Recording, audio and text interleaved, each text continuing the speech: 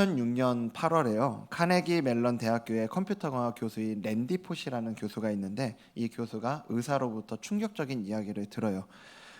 췌장암 말기라는 얘기를 듣습니다. 그리고 남은 시간이 3개월에서 6개월 정도 밖에 되지 않는다. 한마디로 시한부라는 얘기죠. 그 당시 그의 나이가 그런데 46살이었습니다. 너무나 젊은 나이에 이 삶의 끝을 마주하게 된 거죠. 하지만 그는 이제 그때 좀 특별한 결정을 내리는데요. 그 대학에 마지막 강의라는 프로그램이 있었대요. 이 강의가 뭐냐 하면 교수들에게 이런 질문을 던지는 겁니다. 만약 오늘 이 강의가 당신의 마지막 강의라면 당신은 뭘 말하고 싶습니까? 라는 이 질문에 대한 답으로 그 교수들이 하는 강의가 이 마지막 강의라는 프로그램이었어요. 대부분의 교수들에게는 그날을 상상하면서 하는 가상의 질문이었을 건데 이 랜디 포시 교수에게는 그게 진짜인 거죠. 그래서 랜디 포시 교수는 이제 그 강의를 맡아서요. 이제 거기에서 어린 시절의 꿈을 이루기라는 제목으로 강의를 합니다. 거기 한 400여 명 되는 그 수강생들이 이렇게 몰려서 그 강의를 들었다고 하는데 그는 강의 중에 근데 이렇게 고백을 했대요. 이 강의는 사실 여러분을 위한 게 아니라 제 아이들을 위한 겁니다라고 얘기를 했다고 그럽니다. 그때 당시에 그 세 자녀가 있었는데 첫째가 5살, 둘째가 2살, 그리고 막내가 1살이었대요. 그러니까 아직 아빠가 어떤 사람인지도 잘 모를 그 나이잖아요. 그러니까 그런 아이들을 위해서 이제 아빠가 가고 없는데 그런 다음에 아이들이 그 아빠에 대해서 좀 잘 기억해 주기를 원하는 마음으로 이 강의를 통해 자기의 삶과 가치를 남기고 싶었던 거죠.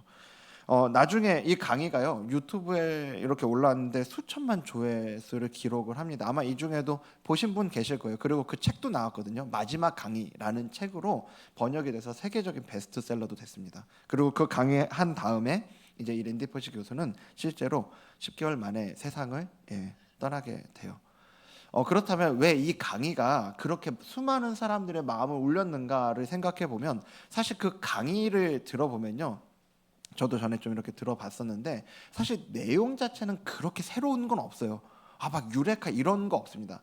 단지 그게 진짜 그의 마지막 이야기였기 때문에 그가 이 남은 시간이 얼마 남지 않았다라는 걸 아는 사람이 정말 중요한 것, 그 인생의 진짜 가치라고 생각되는 것을 남긴 말이기 때문에 그 무게가 사람들의 마음을 울린 거죠. 그런 면에서 오늘 본문을 보면요. 오늘 본문은 에베소에서 온 장로들에게 전하는 바울의 마지막 강의죠. 바울은 이제 예루살렘으로 이제 돌아가던 그 길에 이 밀레도라는 곳을 지나는데 거기에 이 에베소 교회 장로들을 오라고 합니다. 거기까지 갈 시간이 없었던 거죠. 그래서 오라고 해서 거기서 이제 만나서 오늘 이 이야기들을 나누게 되는데요.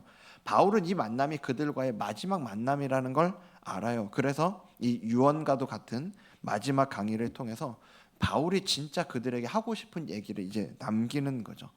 이제 그 오늘 이 바울의 마지막 강의를 관통하는 말씀이 오늘 본문 중간에 있는 24절 말씀인데요. 24절은 우리 전체 한번 같이 읽도록 하겠습니다. 시작. 내가 달려갈 길과 주 예수께 받은 사명 곧 하나님의 은혜의 복음을 증언하는 일을 마치려 하면은 나의 생명조차 조금도 귀한 것으로 여기지 아니하노라. 아멘. 여기 이 말씀을 잘 보면요. 주 예수께 받았다. 뭘 받았냐? 하나님의 이 은혜의 복음을 받은 자로서의 사명을 지금 얘기하는 거거든요. 그러니까 이 바울의 마지막 강의 핵심은 뭐냐? 내가 이렇게 대단한 사람이다라고 사람들한테 남기고 싶었던 게 아니고요. 내가 그렇게 받은 은혜가 나를 이렇게 살게 했다라는 얘기를 오늘 바울은 하고 있어요. 그래서 이제 오늘 바울의 이 마지막 강의를 통해서 은혜를 받은 자가 어떤 모습으로 살아갔는가, 또 우리 어떤 모습으로 살아가야 되는지에 대해서 함께 나누려고 합니다. 첫 번째는요, 대가를 지불하는 삶이죠. 대가를 지불하는 삶. 19절을 보면 바울이 에베소에서 이제 자기가 그 3년 동안 어떤 삶을 살았는가에 대해서 회고하는 장면이 나오거든요. 19절 보면 19절도 우리 전체 같이 읽을게요. 시작. 곧 모든 겸손과 눈물이며 유대인의 관계로 말미암아 당한 시험을 참고 주를 섬긴 것과 아멘. 여기 19절을 그냥 보면 겸손, 눈물, 시험을 참은 것, 그리고 주를 섬긴 것들이 그냥 다 하나씩 하나씩 하나씩 나열이 돼 있는 것 같아요. 이런 거 있었다. 이렇게 얘기하는 것 같은데, 원문의 표현을 보면 여기서 가장 중심이 되는 표현이 바로 저기 주를 섬긴 것입니다. 이게 핵심이에요. 나머지 세 개, 겸손, 눈물, 시험은 이제 그 주님을 내가 어떻게 섬겼는지를 이야기하는, 표현해주는 그런 표현인 겁니다. 근데 여기 그런 면에서 보면 바울이 자기의 사역을 회고하면서 그 주를 섬긴 거 이야기할 때 뭘 얘기하고 있냐? 지금까지 자기가 돌아다니면서 세운 교회 숫자를 얘기하는 것도 아니고요, 자기가 전도한 사람들의 숫자를 얘기하지도 않아요. 그러니까 무슨 얘기예요? 자기가 그렇게 대단한 성과를 낸 거에 대한 걸 얘기하는 게 아니라 여기 겸손, 눈물, 시험, 이런 대가를 지불했다라는 걸 얘기를 해주고 있는 거죠. 바울 정도의 학벌도 있고 능력도 되고 경험도 있고 은사도 있는 사람은 뭐 어디 가도 알아줄 법한 사람 아닙니까? 얼마나 많은 걸 갖고 있었던 사람이냐고요, 이 바울이. 그런데 사람이 그렇게 자기가 뭔가를 갖고 있잖아요. 그러면 그렇게 드러내려고 막 애를 쓰고 노력해서가 아니라 이 본능이 내가 갖고 있는 걸 누군가한테 막 이렇게 얘기하고 싶고 그걸 또 의지하고 싶은 게 사람의 모든 사람이 갖고 있는 이 본능과 본성이거든요. 바울은 지금 그거를 누른 거예요. 그걸 지금 여기 겸손으로 표현하고 있는 거죠. 그 겸손의 대가 지불을 여기 한 겁니다. 그리고 그 사역에 눈물이 있었다고 이야기해요. 생각해 보십시오. 바울이 정말 자기의 동족인 그 유대인들에게 복음을 전하기 위해 가는 곳마다 회당으로 다니면서 먼저 그 복음을 전하고 얼마나 애를 썼냐고요. 근데 안 받아들이잖아요. 오히려 오해하고 그를 공격하고 비난하고 핍박하고, 그리고 그뿐만이 아니죠. 사역하던 중에 그 같이 사역을 하면서 기대했던 이들과 헤어지는, 그들이 떠나가 버리는 이런 일들도 바울은 또 경험하잖아요. 이 사역이라는 게 그런 것 같아요. 사역을 하다가 보면 계산한 대로, 제가 뭐 원하는 대로 이렇게 될 때보다는요, 오히려 전혀 예상하지 못한 방향으로 그렇게 사역이 흘러가는 것도 경험하고요. 지난주에 이 사람으로 인한, 정말 함께하는 그 일들로 인한 그 감사도 고백했지만, 또 가장 아픈 것도 이 사람으로 인한 아픔들이 가장 큰 것도 사실이죠. 이 눈물의 대가 지불이 필요한 자리라는 거예요. 계속해서 바울의 이 20절 말씀을 보면요, 그가 이렇게 이야기합니다. 유익한 것은 무엇이든지 공중 앞에서나 각 집에서나, 그 다음 읽겠습니다. 거리낌이 없이 여러분에게 전하여 가르치고. 여기 보면 거리낌 없이라는 표현이 나오는데 헬라어로 보면 움츠러들지 않았다, 이런 얘기예요. 그러니까 그가 어디를 가든지 간에 성도들의 유익을 위한 거라면 움츠러들지 않고 전하고 가르쳤다라는 이 얘기인데, 바울이 근데 이런 표현을 왜 썼겠냐고요.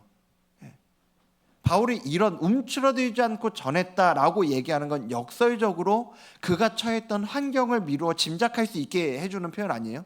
그가 있었던 그 환경들이, 그가 그렇게 성도들의 유익을 위해서 무언가를 전하고 가르치는 환경들이 녹록하지 않았구나, 움츠러들 수 있는 상황이었구나를 우리에게 보여주는 거죠.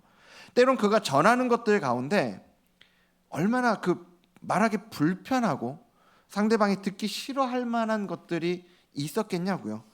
그 어떤 결정적인 진리 하나를 전하는 그것 때문에 지금까지 잘 맺어왔던 관계가 하루아침에 적대적으로 돌변하는 것도 경험했을 거예요.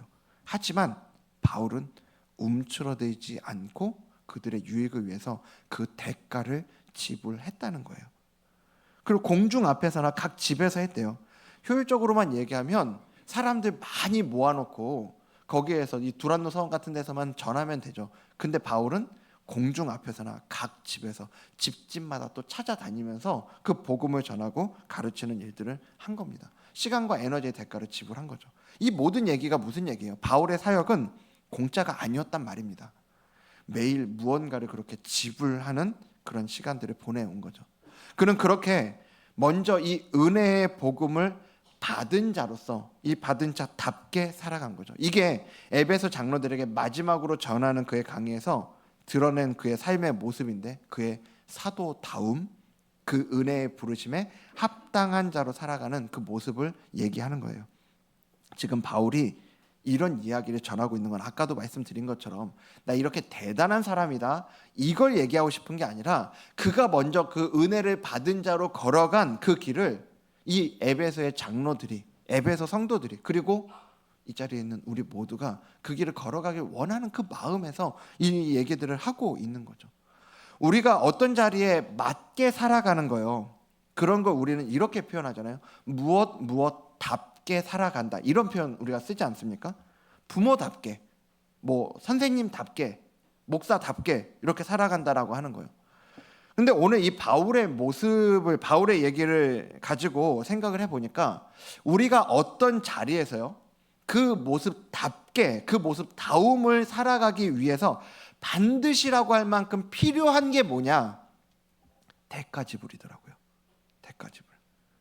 엄마들을 생각해 보면요, 엄마답게 살기 위해 필요한 대가지불이 있더라고요. 제가 저희 아내를 보니까 그런 것 같아요. 제 아내를 봐도 평소에 어떻게 이 밥을 먹고 식사를 하나 보면 본인 먹고 싶은 게 우선이 되지 않더라고요. 메뉴 하나를 정해도 가족이 뭘 좋아하는지, 가족 좋아하는 거 먼저 고민합니다. 자기 감정 다 챙기지도 못해요.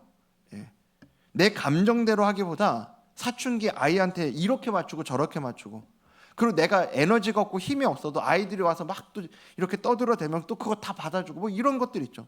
이 자리에 계시는 얼마나 많은 어머니들이 그런 어떤 제가 얘기하지 못하는 그 수많은 대가지불들을 하면서 그 시간들이 지나가셨고 지나가고 있냐고요. 아빠는 안 그렇습니까? 아빠들도 그래요. 지난번에 제가 한 집사님들하고 이렇게 좀 이야기 나누는데 그 중에 한 집사님이 최근에 나오는 그 김 부장 나오는 드라마 얘기를 하시더라고요. 거기에 나오는 근데 그 김 부장의 모습이 그 가장으로서의 그 아둥바둥하는 그 모습이 너무 공감이 된다는 거예요. 막 너무 찌질해 보이기도 하고 너무 이렇게 꼰대 같은 막 그런 모습 보면서 너무 막 이렇게 공감되는 부분들이 많다는 거죠. 얼마나 많은 아버지들이 직장에서, 가정에서, 그 삶의 그 자리들에서 그 대가를 지불하냐고요. 뭐 이렇게 얘기하면 진짜 뭐 끝도 없이, 뭐 한도 끝도 없이 얘기할 수 있잖아요. 학교에서는 선생님답게 살아가는 거예요. 교회에서는 순장님답게, 목사답게, 전도사답게, 강도사답게 이런 대가 지불이 필요하다는 거예요.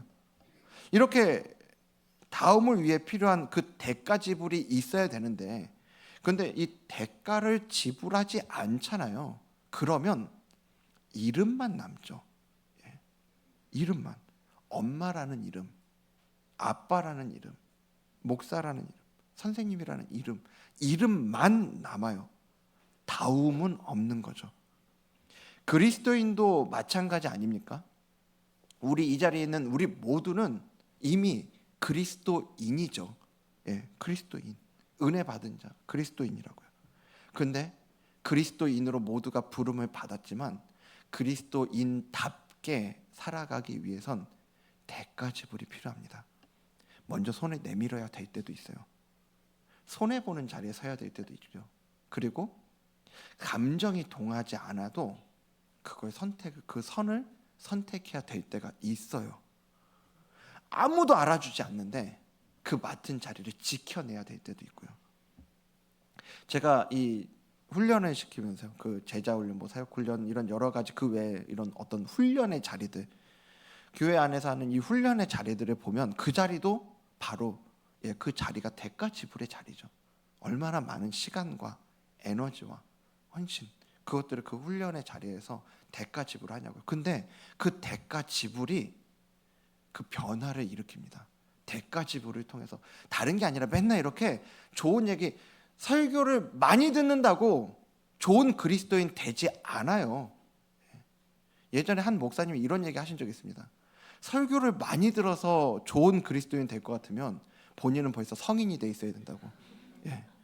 아닙니까? 정말 그렇죠. 좋은 이야기를 많이 들어서가 아니라 그 대가를 지불하는 자리로 갈 때 그 자리가 그 다움을 만들어낸다는 거. 그 그리스도인 다움도 마찬가지라는 거죠. 이게 바로 그 은혜를 받은 자로서 은혜 받은 자답게 살아가기 위한 대가 지불들인 거 아니에요? 오늘 바울에게는 그 은혜 받은 자로서의 그 인식이 너무나 분명한 거죠. 24절에 분명히 얘기하잖아요. 주 예수께 받은 사명이라고.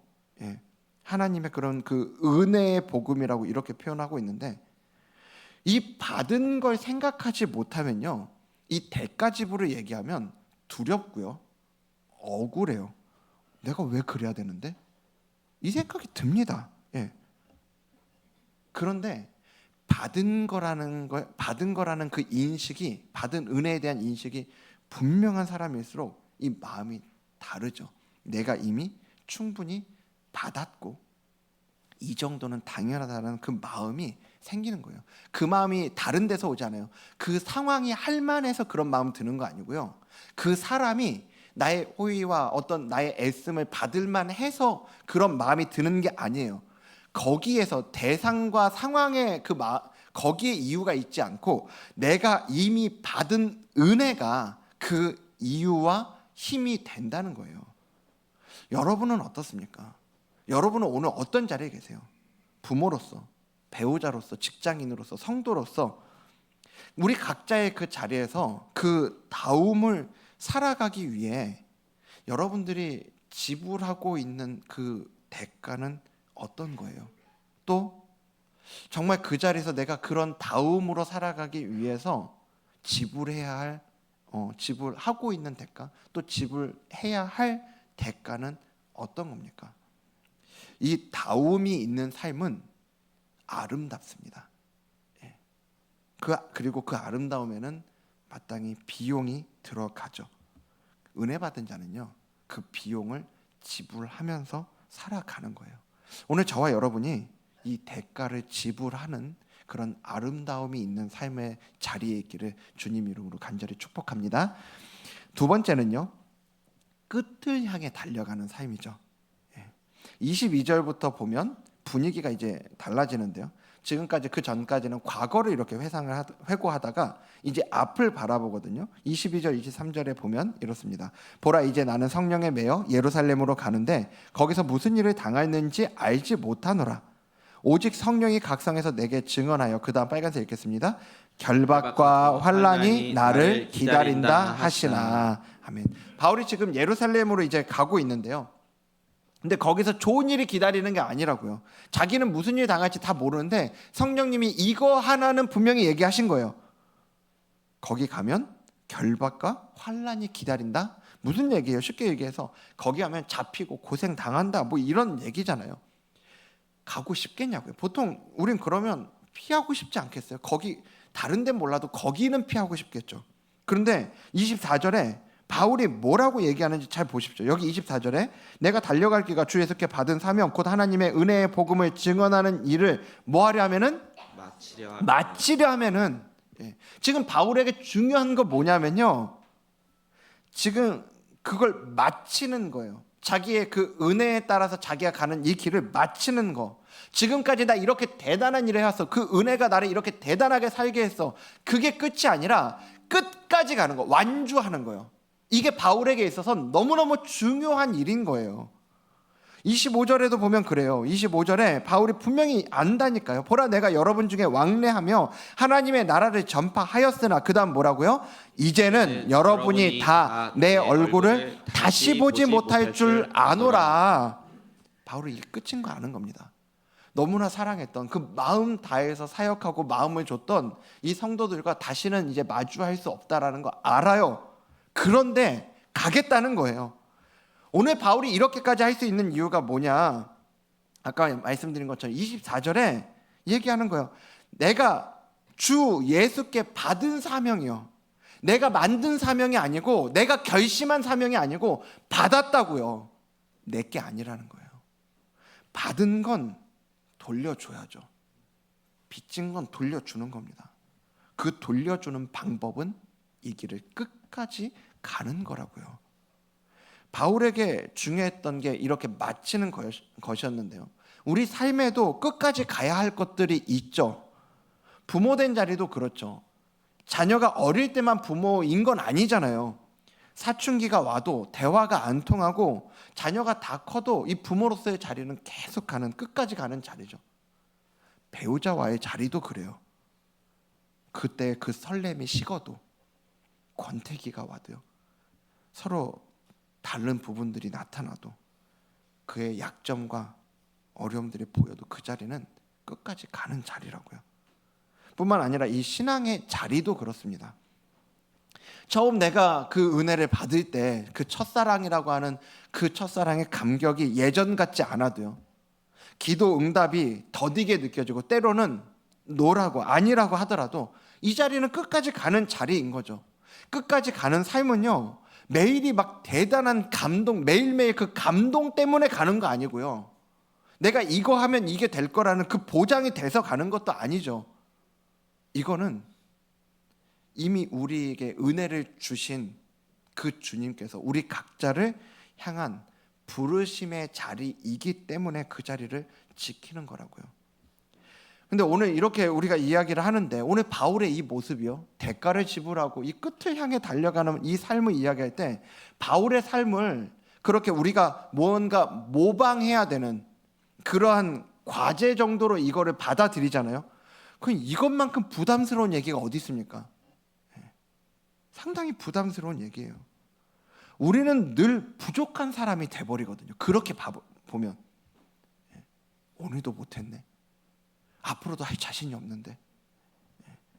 중요한 건 바울이 저렇게 살 수 있는 동력이 뭐였냐는 거예요. 오늘 우리의 이 집중은 거기에 있는 겁니다. 팀 켈러 목사님이 이 종교와 복음을 구분하면서 이런 얘기를 했어요. 종교는 뭐가 종교냐? 하나님이 자신에게 유용하기 때문에 찾는 것, 이게 종교다. 복음은 뭐냐? 하나님이 아름다우시기 때문에, 한마디로 하나님이 그냥 좋아서 찾는 것, 그게 복음이다 라고 얘기를 하는 거죠. 그러니까 이 종교로서의 어떤 우리가 보이는 종교로서의 헌신을 이야기한다면 거기에는 반드시 계산이 들어가요. 계산. 이거 하면 뭐를 얻을 수 있는 건가? 이만큼 했으니 이만큼 받을 수 있지 않을까? 이 계산이 들어가는 게 종교예요. 그러니까 결과가 안 보이면 지치고 마음 상하고 포기하고 싶어지는 겁니다. 반면에 복음의 헌신은 우리가 뭐 그런 마음이 들 수도 있죠. 인간인데 왜 안 들어요? 하지만 복음은 다시 우리를 어디로 데려가냐면 계산이 아니라 반응하는 자리로 데려가요. 복음은 반응이에요. 하나님의 그 아름다우심, 하나님이 그냥 좋아서 그 아름다우심에 사로잡힌 사람의 자연스러운 반응이 복음의 헌신이라고요. 바울이 이 결박과 환난을 알면서도 거기 그 자리로 가는 건 뭐냐? 이렇게 하면 뭔가 좋은 일이 생기겠지? 아니라니까요. 그 계산이 아니라니까요. 그냥 그리스도가 너무 좋아서, 그 그리스도가 이미 자기의 베푸신 은혜가 너무 크니까 그 그리스도의 아름다움에 사로잡혔기 때문에 지금 그는 지금까지 그 길을 왔고 앞으로도 그 길을 끝까지 가기를 원하는 거죠. 바울은 그런 그의 마음을 이 초대교회에 보내는 그의 편지 곳곳에 남겨놔요.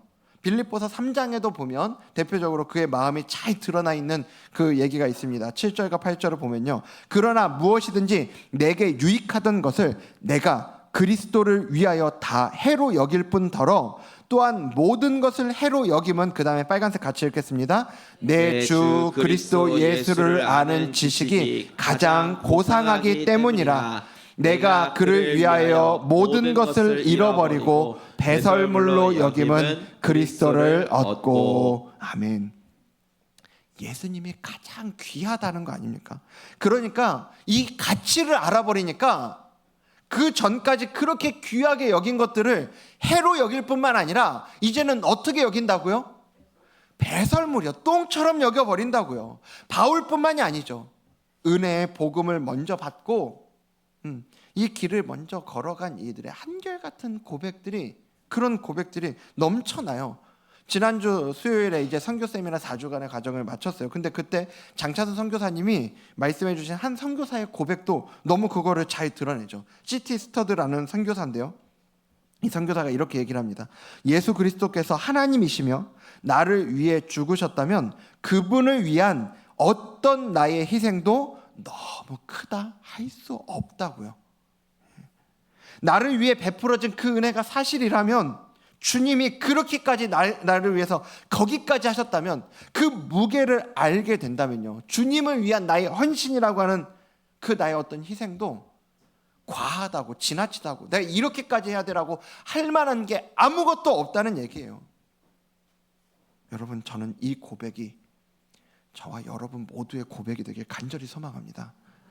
대가를 지불하고 끝을 향해 달려가는, 그렇게 살아가야 된다라는 이 당위성 때문에 마치 이 얘기가 오늘 마치 내 어떤 발에, 내 마음에 족쇄를 채워버린 것 같은 그런 가슴 답답함이 아니고요, 나를 향해서 쏟아진 그 은혜가 너무 큰 걸 알기 때문에 거기에서부터 나오는 그 반응으로 나타나는 삶이요, 그런 삶.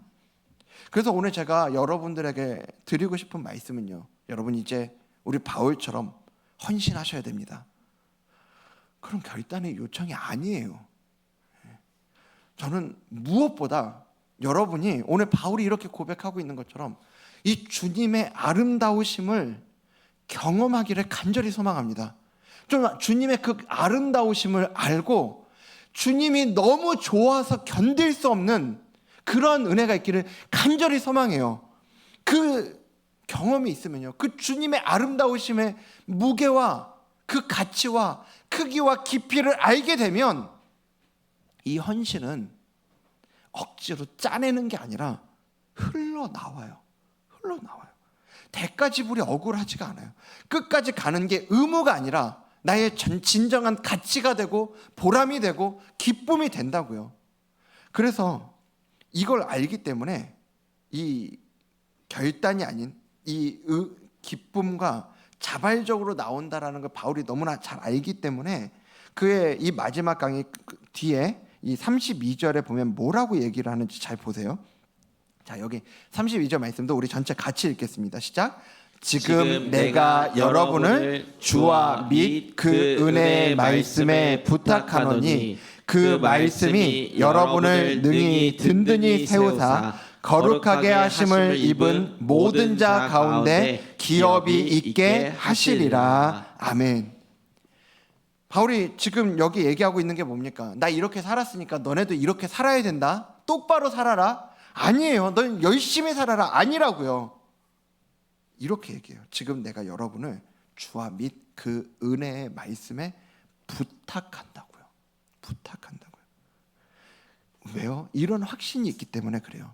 이 말씀이, 그가 부탁한 이 말씀이, 그 은혜의 말씀이 여러분을 능히 든든히 세워서 기업이 있게 하실 거기 때문에 반드시 그 아름다운 열매를 맺는 자리로 나아가게 할 것이기 때문에 이 은혜의 말씀에 부탁한다고요.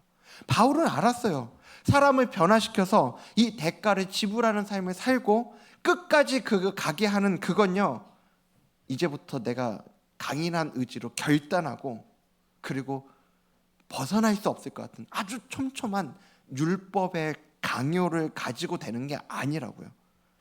그게 아니라 늘 살아서 역사하시는 하나님의 말씀이 그걸 가능하게 한다는 걸 바울은 누구보다 잘 알았던 겁니다.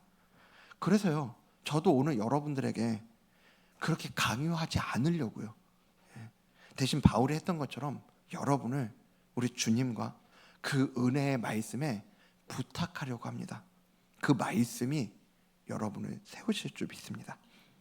그 말씀이 이 대가를 지불하는 삶을 살아가게 할 줄로 믿습니다. 그 말씀이 우리를 끝까지 달려가게 할 줄로 믿으시기 바랍니다. 그래서 오늘 제가 여러분에게 드리는 권면은 더 헌신하세요? 아닙니다. 주님의 아름다움을 사모하시고 주님의 아름다움을 맛보시길 바랍니다. 그걸 여러분에게 알려주시는 그 말씀 앞으로 나아가셔서요, 그 말씀을 통해 주시는 그 은혜를 더 많이 누리고 경험하시는 여러분 되시기를 주님 이름으로 축복합니다. 말씀 마치겠습니다. 오늘 한 사람의 이야기로 마무리를 하려고 하는데요, 불의 전차라는 영화가 있습니다. 아마 보신 분들 많이 계실 거예요. 그 1924년 파리 올림픽의 400m 금메달리스트인 에릭 리델이라는 사람의 이야기인데요, 그 영화 이야기는 뭐 많이들 아실 거라고 좀 생각이 되고, 그 영화는 보면은 이 하나님만 의지하며 그 달렸던 에릭 리델이 원래 400m가 그의 주 종목이 아니었음에도 불구하고 400m 이렇게 금메달을 따는 얘기. 어떻게 보면 주님을 의지했더니 그런 아름다운 열매가 있었다, 아름다운 결과가 있었다라는 이야기로 영화는 끝이 납니다. 그런데 영화에서 다뤄지지 않는 그 뒤에 이야기가 더 있어요. 이 에릭 리델은요, 그 올림픽 금메달리스트로서의 그 영광이 한창일 때 자기에게 향하는 모든 후원과 명성을 뒤로하고 중국의 선교사로 떠나요. 그리고 이제 전쟁이 터졌잖아요. 그 뒤에 이제 세계 대전이 터졌어요. 그 중국에서 전쟁이 일어나고 이제 본국으로 귀국을 하고 도망갈 수 있었는데, 하지만 거길 버리지 않고 도망가지 않습니다. 결국은 거기에서 일본군에게 잡혀요. 그래서 일본군 그 포로 수용소로 끌려갑니다. 종종 우리가 영화 같은데 이렇게 보지만 그 일본군 포로 수용소의 그 상황들 얼마나 그 당시에 이게 인간적으로 열악하고요, 그리고 절망적인 상황들이냐고요. 근데 그곳에 있었던 이 에릭 리델의 이야기가 후에 그 수용소에 있던 사람들에 의해서 그에 대한 증언들이 이렇게 알려졌는데요. 그가 그곳에서 어떤 삶을 살았는가를 보면 매일 힘없는 사람들을 대신해서 자기가 일도 했고요. 그리고 식량 배급이 있을 때마다 약한 사람부터 챙겼대요. 그리고 밤마다 그 슬픈 사람 옆에서, 그 절망 가운데 있는 사람 옆에서 조용히 기도해주고, 심지어 거기에 지쳐 있는 청소년들을 위해서 막 운동회까지 열어주는 그런 일들을 했다고 하더라고요. 그런데 그때 이 에릭 리델이 거기서 뭐 남들보다 건강하고 괜찮아서 그렇게 했던 게 아니에요. 그럴 만한 여건이 돼서 했던 게 아니고, 나중에 알게 된 건 그때 에릭 리델은 거기에 뇌종양을 앓고 있었다 하더라고요. 예. 그런 상황에서 수용소 사람들은 그걸 몰랐대요. 왜냐하면 그 고통을 절대 내색하지도 않았고요. 끝까지 하나님이 우리와 함께 하신다, 그렇게 이야기하면서 그의 일들을 감당했다는 거죠.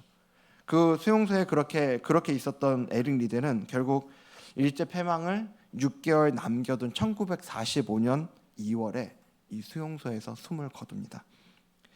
근데 이제 그에 대해서 잘 아는 이들은 그에 대해서 이렇게 말했다고 해요. 에릭에게는 설명할 수 없지만 분명한 힘이 있었는데 그건 자기에게서 나오는 힘은 아니었다고. 받은 힘이었다는 얘기죠.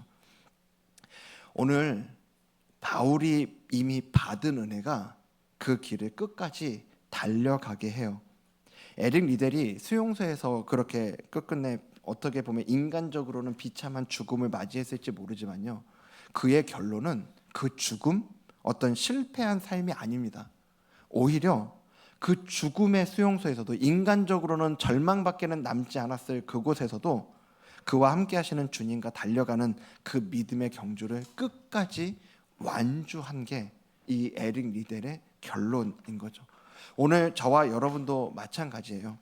우리 인생에 이 수용소 같은 자리가 있을 수 있습니다. 대가를 지불하기 너무 힘들고요, 끝까지 가기엔 너무 막막한 때 올 수 있어요. 여러분, 그때 꼭 기억하십시오. 그때 우리가 갈 수 있는 건 우리의 힘, 우리의 결단으로 가는 거 아닙니다. 우리와 함께 하시기 위해서, 우리에게 그 은혜를 베풀어 주시기 위해서 우리보다 먼저 그 모든 대가를 지불하신 분이요, 그리고 절대 끝까지 포기하지 않으시고 그 길을 끝까지 가신 분이 계시다는 걸 기억하시기 바랍니다. 그분의 은혜가, 먼저 대가를 지불하신 그분의 은혜가 우리를 끝까지 달려가게 할 줄로 믿습니다. 그래서 저는 오늘 이 예배의 자리가 내가 이제 잘 살고 열심히 살아봐야 되겠다, 이런 거 결심하는 자리 아니었으면 좋겠어요.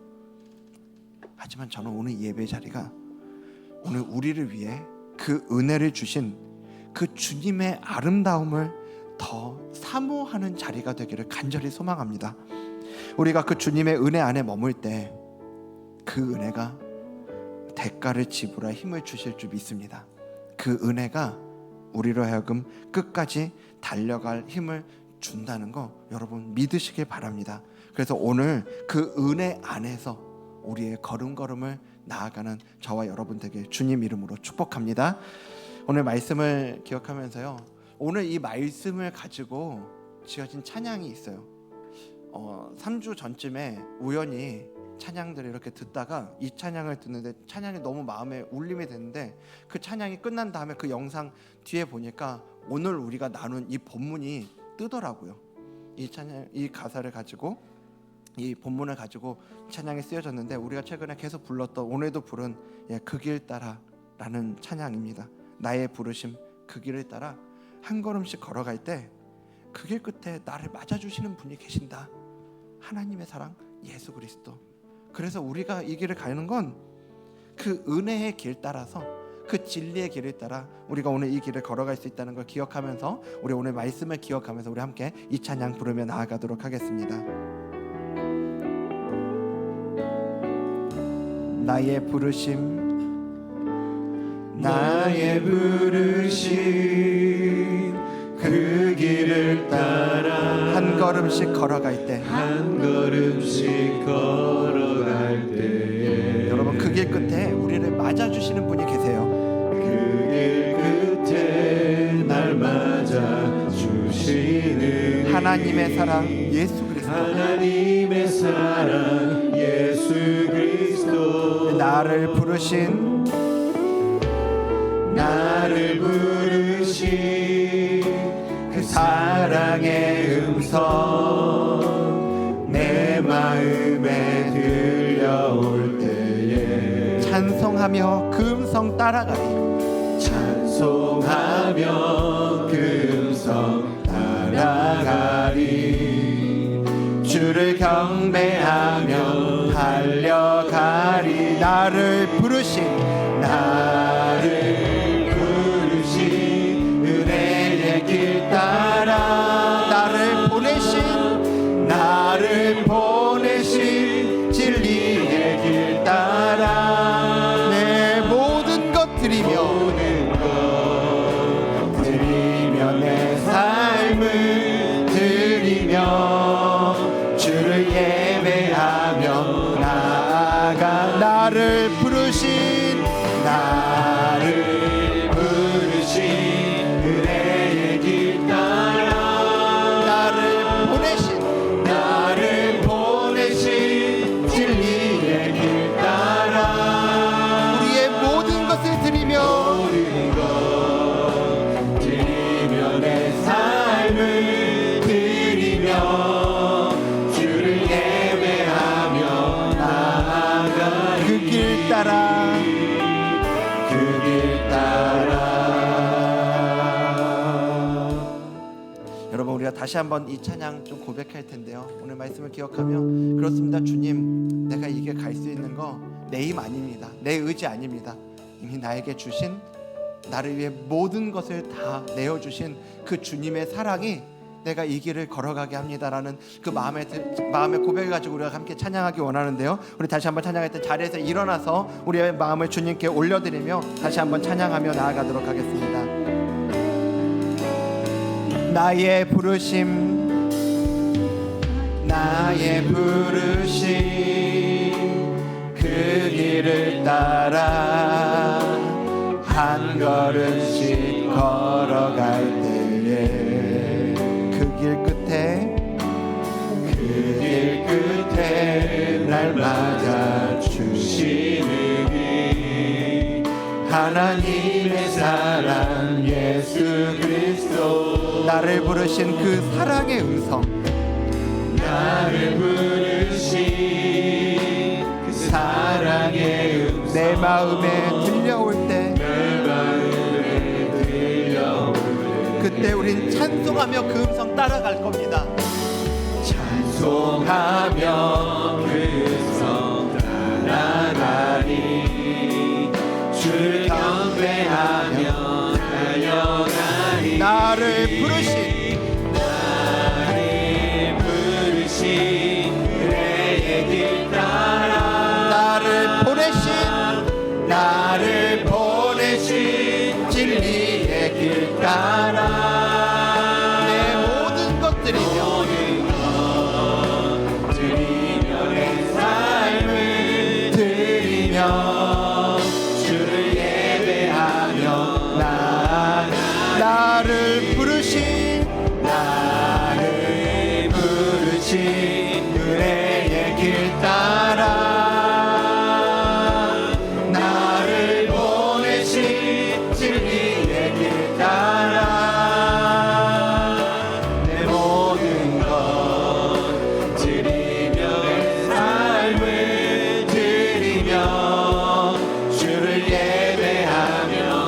번 더 고백하며 나아갑니다. 나를 부르신 그의 길 따라 나를 보내신 그 주의 길을 따라 보내신 주의 길 따라 내 모든 것 드리며 내 삶을 드리며 주를 예배하며 나아가리 그 길 따라. 아멘. 여러분 오늘 이 말씀을 기억하면서 오늘 우리가 주님 앞에